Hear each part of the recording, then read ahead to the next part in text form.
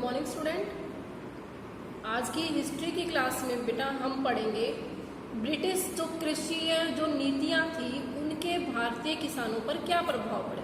देखो इसकी जो उन्होंने नीतियां जो चलाई थी वो हम पीछे वाले अपनी वीडियो में पढ़ चुके हैं। अब जो वीडियो है बच्चों आपकी वो है आपकी कृषि जो ब्रिटिश लोगों ने जो कृषि नीतियां जो चलाई थी उसके भारतीय किसानों पर क्या प्रभाव पड़े थे। तो इसमें है बेटा देखो भू राजस्व की जो दरें थी वो बहुत ज्यादा थी, मतलब जो टैक्स की जो कर था जो टैक्स था वो जो उसकी परसेंटेज थी वो बहुत ज्यादा थी, जिससे बहुत ज्यादा कठिनाइयों का सामना हमारे किसानों को करना पड़ा और वो कर्जवान हो गए थे। जब कोई किसान अपने भू राजस्व का भुगतान जो नहीं कर पाता था बच्चों, उसे गांव के महाजन से ऋण लेने को मजबूर किया जाता था। मतलब उनको ये नहीं कहा जाता था अगर आप टैक्स देने में सक्षम नहीं है तो आप नेक्स्ट बार अपना कर दे सकते हो, ऐसा बिल्कुल नहीं था। उनका मानना था ब्रिटिशों का कि आप चाहे कहीं से भी आप हमारे लिए टैक्स का जुगाड़ करिए लेकिन आपको हमें टैक्स देना ही होगा। तो वो जो किसान थे जो मजदूर थे उनको गांव के महाजन से ऋण लेने को मजबूर किया जाता था, जिसकी जो टैक्स रेट था वो बहुत ज्यादा था और उसकी किसान की जो दशा थी वो बद से बदतर होती चली गई थी। अच्छा, ब्रिटिश की जो मशीनों से बनी जो वस्तुओं के कारण भारत में क्या था बच्चों, भारत का जो व्यापार था वो उसका कुटीर विकास बंद हो गया था। कुटीर उद्योग का विकास था वो बंद हो गया था क्योंकि मशीनों से जो वस्तुएं बनती थी वो सस्ती होती थी और अच्छी भी लगती थी, लोगों को अट्रैक्ट भी करती थी। तो जो कुटीर उद्योग था भारत में वो उसका क्या हो गया था, उसको वो बंद हो गया था, जिस कारण क्षेत्र पर ज्यादा प्रभाव पड़ा और अधिक दबाव बन गया था। अब है बच्चों वाणिज्यिक फसलों का उत्पादन। देखो वाणिज्यिक जो फसलें हैं उनका उत्पादन कैसे हुआ था। ब्रिटिश ब्रिटेन में अपने उद्योगों को चलाने के लिए बच्चों भारतीय किसानों से कच्चे माल के उत्पादन की अपेक्षा रखते थे। मतलब भारत से क्या लेते थे, वो कच्चा माल लेते थे। जो औद्योगिक क्रांति लाने के लिए उन्होंने ब्रिटेन में बहुत सारे उद्योगों की स्थापना कर ली थी और इस कारण भारतीय किसानों को नकदी फसलों के उत्पादन के लिए क्या करते थे, मजबूर करते थे, उनको टॉर्चर करते थे। किसके लिए, नकदी फसलें उगाने के लिए कि आप नकदी फसलें उगाइए जिससे हमें कच्चा माल प्राप्त हो सके और कच्चे माल को मशीनों द्वारा तैयार माल में परिवर्तित करके आप तक भेज सकें। तो बच्चों ब्रिटिश लोगों को इससे बहुत फायदा हुआ था, लेकिन जो भारतीय कृषक या जमींदार थे या शिल्पकार थे वो उनको थोड़ा सा भी इसका फायदा नहीं था बल्कि उसका नुकसान ही उनको हो रहा था। फसलों के वाणिज्यीकरण के कारण क्या क्या हुआ था बच्चों, जो फसलों का जो वाणिज्यीकरण हुआ था उसके निम्नलिखित कारण है। एक तो है नवीन भू राजस्व नीतियां। जो भू राजस्व की जो नीतियां थी वो नई थी, जिसमें इजादारी, स्थायी बंदोबस्त, रैयतवाड़ी और महालवाड़ी ने क्या हुआ था बच्चों, कृषकों को ऐसी फसलें उपजाने के लिए कृषकों को मजबूर कर दिया था जिससे उन्हें नकदी प्राप्त हो तथा वे अपने भू राजस्व के लिए निर्धारित राशि का भुगतान दोनों ही स्थितियों में कर पाए। उनकी फसल ठीक हो अथवा खराब हो जाए, इससे उनको ब्रिटिशों को कोई फर्क नहीं होता था, चाहे कैसे भी हो उनको करना ही पड़ता था। इस कारण उन्होंने नकदी फसलों का उत्पादन क्या कर दिया, प्रारंभ कर दिया। लेकिन इसका भूमि की उर्वरा शक्ति पर बच्चों विपरीत प्रभाव पड़ा, क्योंकि ज्यादा से ज्यादा नकदी फसल उगाएंगे तो उसका फसल का जो है उपजाऊपन है वो कम हो जाएगा और फसलें उगनी कम हो जाएंगी। तो नेक्स्ट है बच्चों ग्रामीण अर्थव्यवस्था का छिन्न भिन्न होना। मतलब इधर उधर उनको छिन्न भिन्न कर दिया था, तीतर बीतर कर डाला था, उनकी अर्थव्यवस्था तहस नहस हो गई थी, जिस कारण किसानों व शिल्पकार दोनों ही बेकार हो गए थे, दोनों के पास ही काम नहीं रहे थे बच्चों। ठीक है, उन्होंने नकदी फसलों के माध्यम से इन परिस्थितियों से उभरने का प्रयास किया था। भू स्वामित्व का विखंडन है बच्चों आपका नेक्स्ट, जिसमें बताया गया है कि किसानों के भूखंड के आकार में पीढ़ी दर पीढ़ी कमी आती चली गई थी। छोटे आकार के भूखंड का मतलब बच्चों यहाँ पे है उनकी जो जमीन जिसपे वो फसल उगाते थे, पीढ़ी दर पीढ़ी उनकी जमीन कम होती चली गई। बताइए कैसे, मैंने अभी आपको बताया था, उन्होंने टैक्स का जो रेट था वो ज्यादा कर दिया था और उसके लिए उनको जमींदारों से टैक्स लेना पड़ता था, मतलब ऋण लेना पड़ता था, और उस ऋण की जो रेट था वो बहुत ज्यादा था और उसको किसान या मजदूर चुका नहीं पाते थे, जिसके बदले में जमींदार या फिर जो महाजन थे वहां के, वो क्या कर लेते थे, उनकी फसल का हिस्सा अपने पास रख लेते थे। तो जैसे पीढ़ी दर पीढ़ी उनकी क्या होती चली गई, जमीनें कम होती चली गई।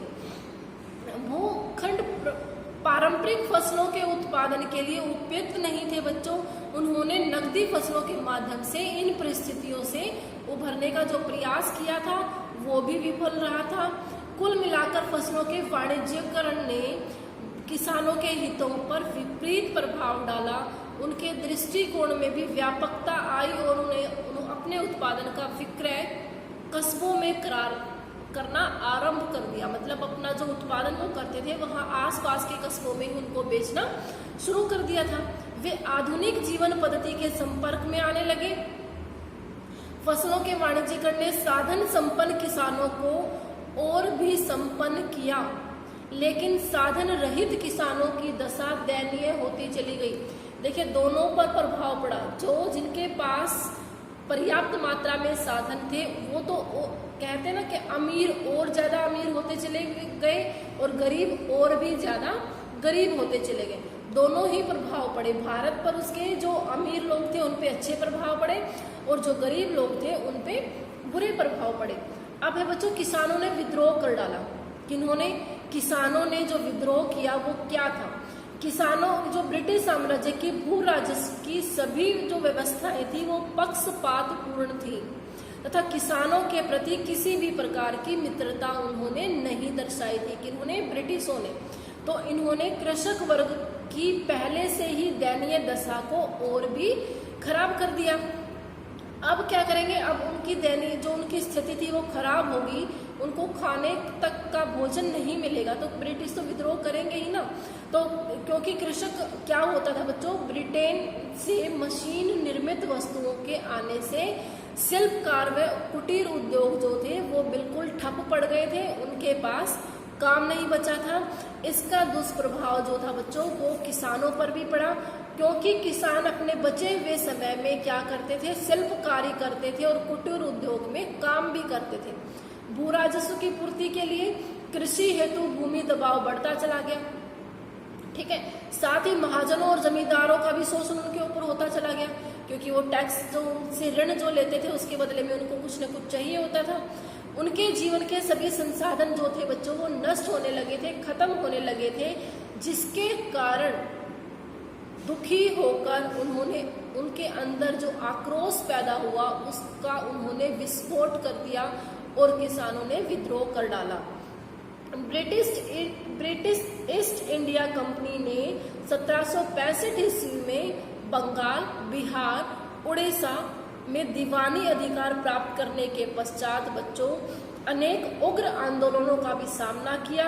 1857 ईस्वी में ईस्ट इंडिया कंपनी का बच्चों शासन संबंधी अधिकार जो था ब्रिटिश सरकार के हाथों से चला गया था। एक साधारण किसान को अपने उत्पादन का केवल 45% ही प्राप्त होता था, क्योंकि 40% उत्पादन कौन लेते थे? ब्रिटिश ले जाते थे और 10 से 15% जो थे वो जमींदार व बिचौलिए उसको हड़प लेते थे। अगर आपकी जो फसल है बच्चों, मान लो अगर आपने आपकी फसल जो उगाई है उसमें से 45% ही 45% ही आपको मिलता है और उसका 40% ब्रिटिश सरकार को और 10 से 15 जो % था वो किसको मिला? बिचौलिए थे या फिर जो उनके जमींदार से जिन्होंने ऋण ले रखा था उनको। तो पूरा साल कृषि करने के बावजूद भी बच्चों उनको कितना मिला अपनी फसल का? 45%, मतलब आधे से भी कम। तो बच्चों उनकी जो कृषकों की जो दशा थी वो और भी दयनीय अपने आप ही होती चली गई थी। इस व्यवस्था से असंतुष्ट होकर किसानों का एक वर्ग खड़ा हो गया बच्चों, और जिसके अंदर आक्रोश की भावना उत्पन्न थी। आक्रोश होना स्वाभाविक ही था। अब उनके मुख्य कारण क्या है आक्रोश करने के, वो देखिए। सबसे बड़ा जो था वो पहला कृषक विद्रोह बंगाल में हुआ था बच्चों। स्थायी बंदोबस्त व्यवस्था जब आई थी के लागू होने के तुरंत बाद हुआ था। सन्यासियों एवं फकीरों ने इस विद्रोह में किसानों के साथ मिलकर काम किया था। यह विद्रोह बच्चों लगभग 30 सालों तक चलता रहा था। कितने सालों तक? 30 सालों तक उसके बावजूद भी हिंसात्मक रूप से इसको दबा दिया गया था। मतलब उसका विद्रोह, उसका विरोध कर दिया गया था। किसने? ब्रिटिश सरकार ने। 1822 में बच्चों सतारा, चित्तूर और सूरत के किसानों में भू राजस्व की अधिक दरों के कारण विद्रोह उपजा था। विद्रोह ने जो जन्म लिया था बच्चों वो 2 से 3 साल तक चलता रहा। इस विद्रोह को दबाने हेतु ब्रिटिशों ने कूटनीति एवं बल दोनों का प्रयोग किया था। नेक्स्ट है बच्चों, सोनवे के किसानों ने कृषक विद्रोह मैनीथाउ के नेतृत्व में 1829 ईस्वी से 1830 ईस्वी तक किया। इस विद्रोह को कुचलने के लिए ब्रिटिशों ने बहुत ही क्रूरता का रास्ता अपनाया था बच्चों। एक बड़ा विद्रोह गंजम के में 1835 ईस्वी में हुआ था। कहाँ हुआ था? गंजम में 1835 ईस्वी में। इसे दमित करने के लिए, मतलब इसको दबाने के लिए बड़ी संख्या में सैन्य बल का प्रयोग किया गया था। 1842 में मधुकर के नेतृत्व में बच्चों एक कृषक विद्रोह आंदोलन हुआ। इस विद्रोह में गोंड जनजाति जो थी उन्होंने भी अपना पार्टिसिपेशन किया था। ब्रिटिश सरकार को यह विद्रोह दबाने में बच्चों पूरा 1 साल लग गया था। अब ये नील कृषक विद्रोह देखिए। नील कृषक विद्रोह का थोड़ा सा मैंने पहले भी बताया था। इसमें क्या होता था? नील कृषक वे किसान होते थे बच्चों जो अपने भूखंडों पर, मतलब अपनी जमीन पर नील की खेती करते थे, जबकि नील बागान मालिक के जमींदार उसके अधिकारी होते थे जो किसानों को बलपूर्वक नील की खेती करने के लिए क्या करते थे? विवश करते थे। उनको मजबूरन नील की खेती करनी पड़ती थी। किनको? किसानों को। नील की खेती के पश्चात बच्चों वहां की जमीन की जो उर्वरा शक्ति थी वो क्या हो जाती थी? कमजोर पड़ जाती थी और वो फसल जो थी, वो जो भूमि थी वो और कोई फसल उगाने के लायक नहीं बचती थी। इस कारण बच्चों कृषकों ने क्या किया? नील की कृषि का विरोध किया और आक्रोश की भावना उनमें पैदा हो गई थी। नील कृषक विद्रोह बच्चों 1858 से 1860 ईस्वी में बिहार और बंगाल के एक बहुत बड़े भाग पर हुआ था। नील कृषकों ने बच्चों नील की खेती करने से इनकार कर दिया। साथ ही उन्होंने बागान मालिकों एवं ब्रिटिश कंपनियों पर हमला किया और लूटपाट की। और किसानों के कुछ समूहों ने तो बच्चों लाठी भी चलाई और विरोध रूपी हथियार भी उठा लिए थे। ठीक है।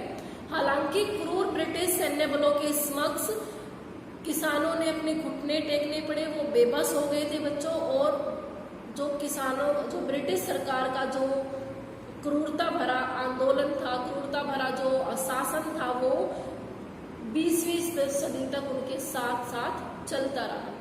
अपने नेक्स्ट वीडियो में बच्चों हम पढ़ेंगे नेक्स्ट चैप्टर।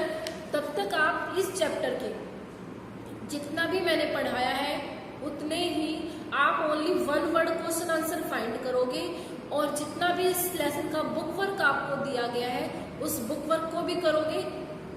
याद रखिए जितना भी मैं आपको बताती हूँ साथ साथ करते चलिए। एक पेज से 10 क्वेश्चन निकालने हैं आपने। 1 वर्ड क्वेश्चन आंसर कितने निकालने हैं? एक पेज से 10 क्वेश्चन आपने निकालने हैं। और वो 10 क्वेश्चन आप अपनी फेयर कॉपी में करोगे, ना कि रफ कॉपी में। फेयर कॉपी में जैसे आप कर लोगे और उसके बाद अपना बुक वर्क आप जितना भी आपका दिया गया उसको फिल करोगे। अपनी नेक्स्ट वीडियो में हम बात करेंगे नेक्स्ट चैप्टर की। तब तक के लिए गुड बाय।